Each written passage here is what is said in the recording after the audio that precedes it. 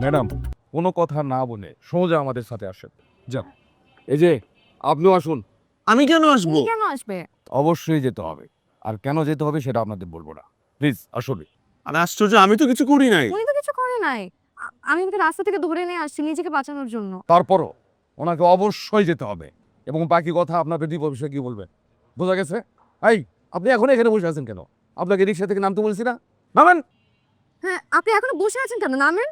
পুলিশের কথা শুনতে হয় আপনি জানেন না? নামেন। এই নামেন।